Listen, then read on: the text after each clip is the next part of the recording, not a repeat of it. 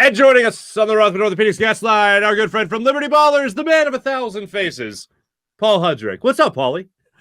I'm just living the dream over here, Mark. I got a Lebowski thing going on, and I'm just I am just leaning in hard right now to that. Yeah.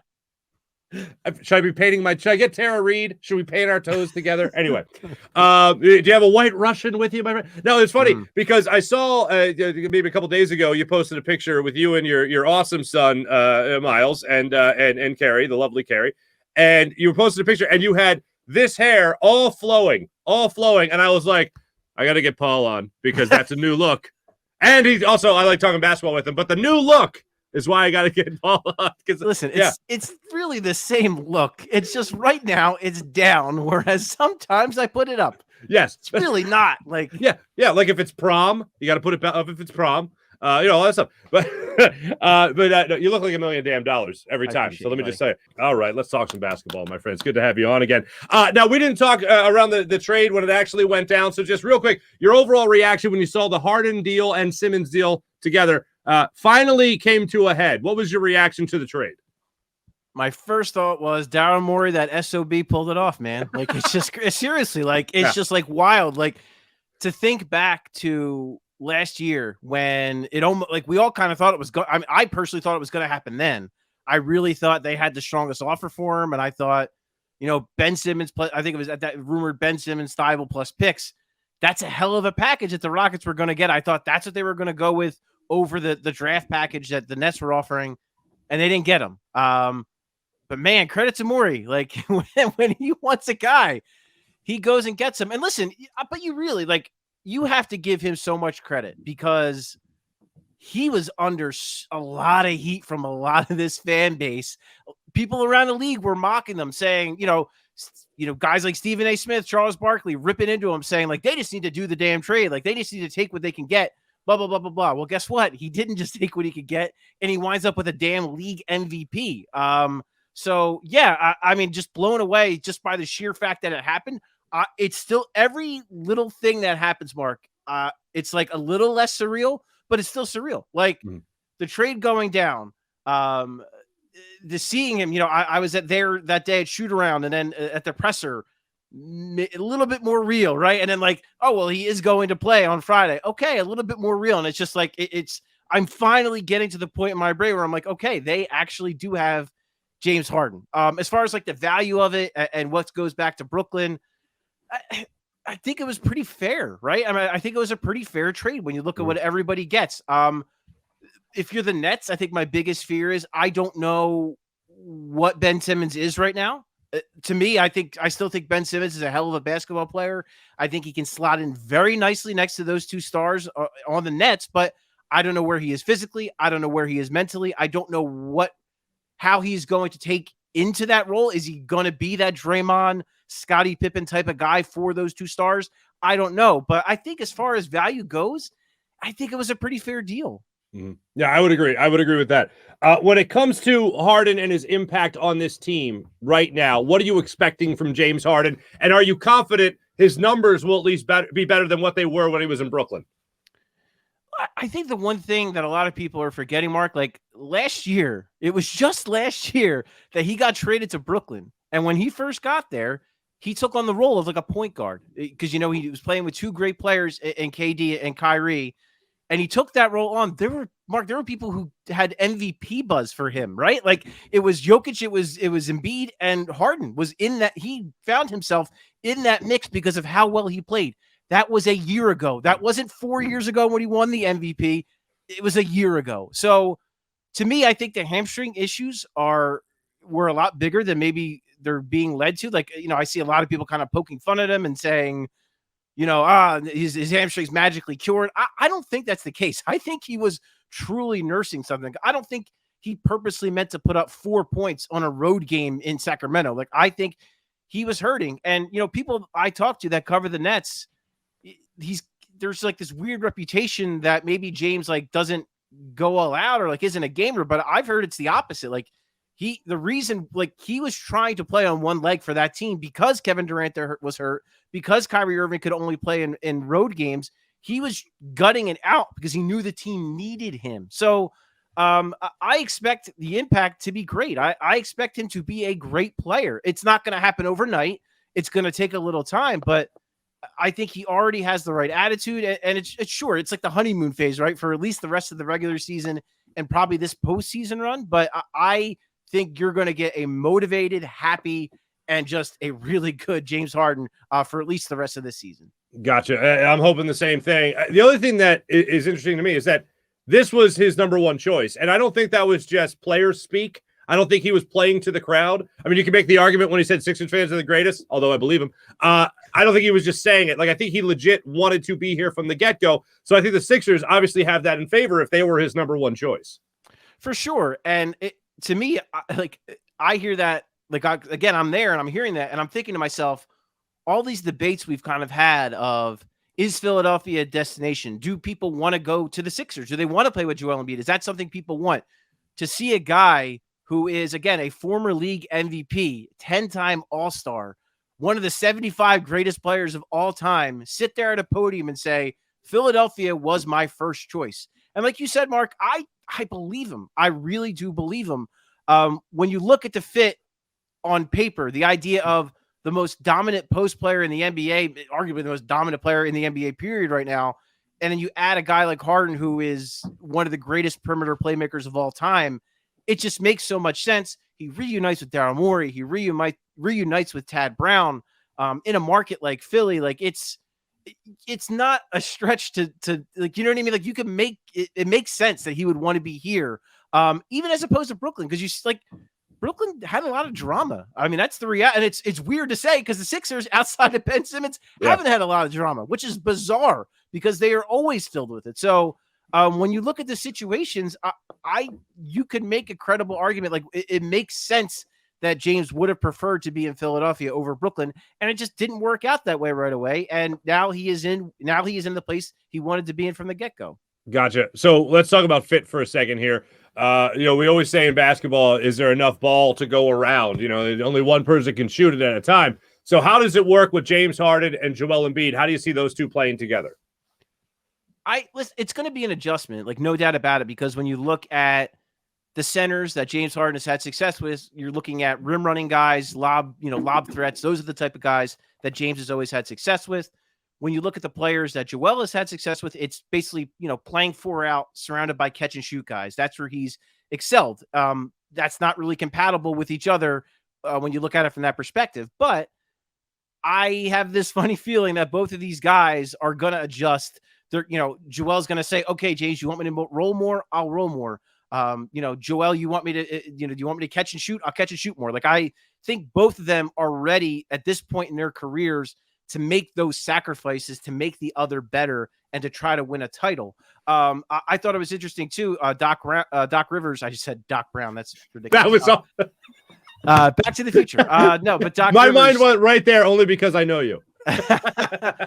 Doc Rivers just wrapped up talking and said, my goal is to have 2 of Harden, Embiid, Maxey, or Harris on the floor at all times. And when you do that, I think what it can do is, especially if you're staggering Joel Embiid and James Harden, I don't think it's a coincidence that they sign a guy like a Willie Cauley-Stein to a 10-day deal, a guy who fits that prototype of a center that Harden has had success with. So maybe that's a hint that perhaps those two will be staggered. And to me, I think that's the right move. I would probably play Maxey and Embiid together because I think they figured some things out and they've improved their chemistry as the season's gone on. And I'd probably play Harden and Harris together. And then again, have that rim running lob threat to play with James. But the good thing is, Mark, there are options. This team actually, I think they are much deeper than a lot of people believe. And I think Doc Rivers has a lot of options at his disposal and different lineup choices. I love that idea. When you look at how Maxey does fit into all this, he's in the starting 5, right? Do you think he and Thibault stay in your starting 5? I think that's the plan to start off. That would make the most sense, is to kind of just basically swap out James for Seth Curry. That's the deal there. But one of our guys, Jackson Frank, who does a really good job at Liberty Ballers, he had this article about the idea of, should they go like all in on offense? Like, what should the starting 5 look like? Because that 5th starter is the one place that isn't set. The 4 guys who are going to start. The 5th one for now, I do believe, is Thibault, but if another team has an elite offensive perimeter threat, yeah, you probably have to go with Thibault so that someone can, take that matchup on. But maybe if a team has size, we just saw what they did against the Milwaukee Bucks with George Niang in a starting lineup. They look pretty damn good. And George played a hell of a game against Giannis and did a hell of a job. Can he do that over the stretch of 20 plus games and the postseason? I have my doubts about that. And then Danny Green is kind of in the middle of those two, but he's 34 years old. He's been pretty banged up over the last year. Plus he missed, most of that Hawks series. And I think that it's part of the reason that momentum shifted in that series when Danny went down. And so, yeah, if it were me, if I'm Doc Rivers, I would experiment. I would try to figure things out, and maybe he will, maybe he won't. But it seems like it's going to be Thibault's kind of spot to lose for now. One thing I definitely want to follow up on is Harden and whether or not I should be worried that he hasn't opted into the second year yet. How worried should I be that that's still floating out there? I wouldn't be too worried from the people I've talked to. Like, he is, and I get why some people would be skeptical about this, but he is bought in. He wants to be here. This is where he wants to be. And this is a guy who's been on 3 teams in 14 months. So I get why some people might be skeptical, but at the same time, if he kind of pulls something like this again, you start kind of running out of options of places to go. And how many places do you want to be or that want you? You know what I mean? Like, it's in a weird territory, and you start to develop kind of a reputation, which I think, fair or unfair, has kind of already begun to happen. So I wouldn't be too worried about it. There's that conspiracy theory. I think Zach Lowe of ESPN put it out there that perhaps Harden takes a little less money. They go after another max player, moving the contract to Tobias Harris. I don't know how viable it is, but Daryl Morey pulled this off, so who's to say he can't pull that off in the summer? I still like your Daryl Morey, like 2 old guys at the country club. One beat the other in the green, and you come in and just like, Harold, you sandbagging son of a bitch, you like you finally pulled it up, whatever. So all right, so Danny Green's comments on his podcast, I thought were very interesting for a number of reasons. One being that Danny Green was the guy at the end of last season that was like, hey, be nicer to Ben, Philadelphia. Be nicer, encourage him, support him. And it's like, we did all that, and then he choked. So he said that they weren't cordial. Ben Simmons, Andre Drummond, Seth Curry were not cordial with one another on the team. Seth Curry has now come out and said that's not the case. Whatever, they're fine now. What did you make of Danny Green's podcast when it came to Ben Simmons and the relationship with the team that he was previously on and the guys he was traded with? I would say not super surprised for a couple of reasons. One, with Andre Drummond, I mean, they didn't play together. So, I guess maybe they saw each other in passing when Ben Simmons was doing some of his work at the facility, what have you, but they didn't play together. So, like, I don't expect them to have any type of real relationship going into Brooklyn being traded together. Seth Curry, I thought it was interesting for a couple of different reasons. One, I've been covering sports for a while. I've been covering the Sixers for roughly 6 years. I don't know that I've ever covered a more stoic athlete than Seth Curry. I struggle to wonder if he has a pulse sometimes. Like, he's just here all the time. So I was a little surprised because to hear that he would have that kind of reaction and that kind of feeling towards Ben Simmons, because he's so even keeled, that surprised me a bit. I will say though this, when we were at training camp and when Ben was holding out and everybody was getting peppered with questions every single day, Joel obviously had the flashier comments, but I thought Seth was kind of like, I don't care. You know what I mean? I feel like that was his comments were basically like, I don't care that he's not here. Like, right. We need to practice. We need to get better. If he's not going to be here, then he's not going to be here. And I don't really care. So I guess I could buy it from the sense of, maybe it just rubs Seth the wrong way that everyone else was so bought in. They came so close, getting to the Eastern Conference Finals and maybe even potentially winning a championship, that maybe it just really rubbed him the wrong way, that everyone was there, everyone was working hard, and Ben just wasn't there. And look, maybe since then they've kind of, worked smooth that out. And in Brooklyn, maybe Ben explained himself more and maybe they're on the same page. So I don't want to overreact to that, but I'm not super surprised by either one, but I guess a little bit more surprised by Curry just because of his nature. One of the things Danny Green also said was that he would be surprised, very much surprised, if Ben Simmons plays March 10th. What say you, Paul Hudrick? I think the more that narrative comes out, the more likely it is that he's going to play, just because that's Ben Simmons, right? I mean, that's the guy. Again, I've covered that guy since he got drafted here. Like, that's the kind of thing he would do. Like, everyone just, this narrative, he's not going to play. He's not going to play. There's no way he's going to show up. He doesn't have the guts, yada, yada, yada. All of that, he's going to hear all that, and he's going to be like, you know what? I am going to show up, and I am going to play. Like I said, the more that's out there, the more I think he actually is going to play. Okay, understood. One of the other things they got into was the expectation. I thought before this trade that the Sixers could make it to the second round, could very well make it to the second round, could threaten for the Eastern Conference Final. Now I am just flat out expecting at least the Eastern Conference Finals. Where are you on your expectations post-Harden deal? I think those are pretty fair expectations. Like, I'm with you that before this trade, if they did nothing or just made like a minor move, a minor improvement, I had them as a second round team. I didn't think they actually had a shot to get to the Eastern Conference Finals. I didn't think they were good enough to beat any of, some of the top tier teams, being so shorthanded, whether it was Milwaukee, whether it was Miami, maybe Chicago, they could have beaten perhaps. But now you don't have to worry about that because now James Harden is here. And I would agree with you that anything short of the Eastern Conference Finals, it would feel like a disappointment, because you got to the second round last year and you got to Game 7 with Ben Simmons. Now you have James Harden. You have that guy that theoretically is a better fit, better next to Joel Embiid. And I do think about the fact that, like, hey, if you just swapped out Ben Simmons for James Harden in that series last year, the Sixers are probably in the Eastern Conference Finals, right? And I just look at the East. The East is so bizarre in that it is wide open. Like, I don't see any one team and think that's the team that's going on. Like, that's the team that's going to make the finals. The Bucks have been kind of up and down. They've been better recently. The Sixers just beat them without James Harden right before the break. Brooklyn is in a weird place right now up until they're up and running. Chicago and Cleveland to me are still maybe a little too green. Miami might be a little too old. So, like, I don't know who the favorite is right now. But then at the same time, Mark, I look at the bottom of the conference. Teams like Atlanta, Charlotte, the Celtics are surging. Toronto, like, the East is pretty loaded. There are a lot of really good teams in this conference. So even if you get the 1 seed, that's not going to be an easy series, no matter who the 8 seed is. It might be Brooklyn, like, as of right now. So you're looking at, no matter where you are in the Eastern Conference, you are looking at a tough series. You're looking at a tough path really all the way throughout. All right. Now, at the time we put this out there, this episode drops, the Sixers play tonight. Harden makes his debut. How excited are you right now going into Harden's debut? It's amazing, right? I mean, because this is like, this is what everyone, like, when I look at the Sixers, and I, again, in the time I've covered him, basically I started covering during Joel's second year that he sat out.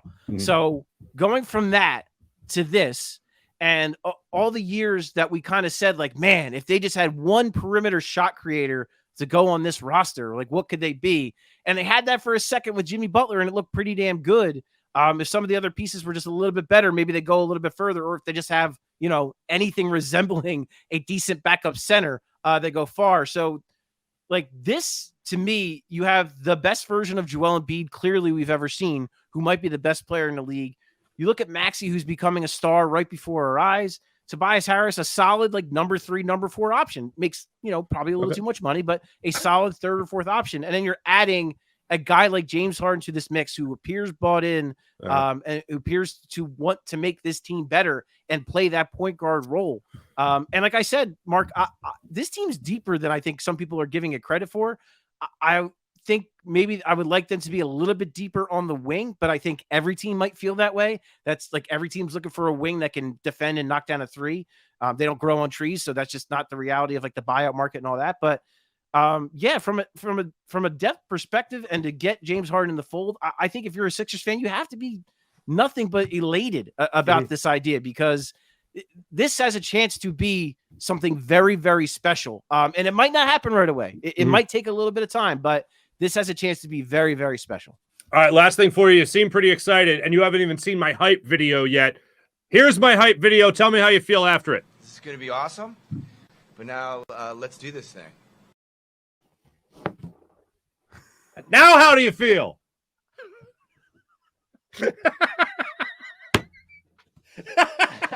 I'm a jerk. I don't just even can't know help- where to go. I don't can't even help know. myself. I just can't help myself. I can't help myself. Paul Hudrick, Liberty Ball. For those who maybe just be joining this, I've been playing that cut like crazy, but it's Josh Harris. Anyway, I know I'm amped. I know the audience is amped. I know Sixers fans everywhere are amped. Paul Hudrick, happy Harden days to you, my friend, and my best to Miles Carey and everybody. From Paul Hudrick from Liberty Ballers. Always great catching up with you, my friend. Likewise, my friend. I appreciate you very much. Do you want to see it one more time? This is going to be awesome. But now, let's do this thing. Let's do this thing, brother. My heart's racing. Paul Hudrick, Liberty Ballers, man of 1,000 faces. Thank you, brother. You got it, bud. Paul Hudrick joining us on the Rothman Orthopedic Guest Line.